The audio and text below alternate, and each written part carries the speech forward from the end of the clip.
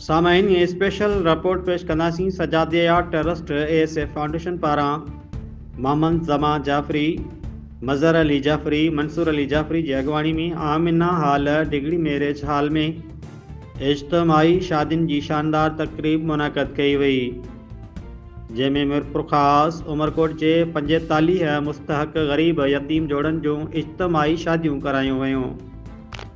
मौलाना महराज अली लिगारी, मौलाना जावेद जवादी, डॉक्टर सैयद असलम परवेज़ नकवी, सदर शिया उलमा काउंसिल डिग्री मौलाना रिजवानुल हक जालंधरी, असिस्टेंट मुख्तियारकार अयाज हुसैन, शिया उलमा काउंसिल जे सदर सैयद तनवीर अब्बास नकवी, सैयद शमशेर अली ऐं अब्दुल रऊफ़ समेत मीरपुर ख़ास डिवीज़न जे सियासी, समाजी, शिया ऐं सुन्नी आलमनि शिरकत कई।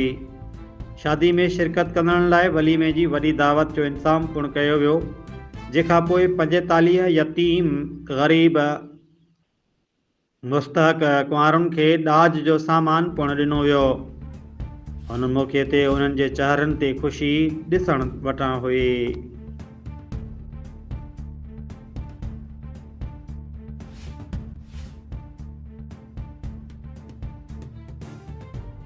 आप जे लाइ घणे खां घणी देर लगी वेंदी है ताकि तालीम तकमील थिए। ये अज़दवाजी ज़िंदगी की ज़रूरत और इसमें मुश्किलात पैदा करने की वजह से मुआशरे के अंदर मालिक जन्नत बढ़ाइया आज के प्रोग्राम में सलीमा फरमाना ज़ात करीमा अली बिन ज़िंदगी जाइया जग मालिक जन्नत बढ़ाइया। छो इन्हें करे जो अगर पढ़ल हूंदा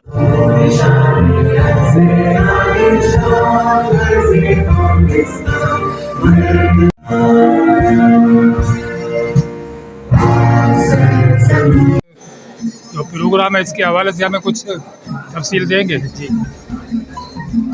जी आज यहाँ डिगरी में सेफ फाउंडेशन और सजादिया ट्रस्ट की तरफ से 45 कपल्स की इज्तिमाई शादी का एहतमाम किया गया है, जो डिस्ट्रिक्ट मीरपुर खास और डिस्ट्रिक्ट उमरकोट के वो गरीब मसाकिन के बच्चे और बच्चियाँ हैं, जिनको एक जगह पे जमा करके आज उनकी इज्तिमाई शादी का एहतमाम किया गया है। यहाँ उनका निकाह होगा, उनके बाराती को खाना खिलाया जाएगा और उसके बाद उन यतीम गरीब जो बच्चियाँ हैं उनको जहेज़ का सामान मुकम्मल दिया जाएगा।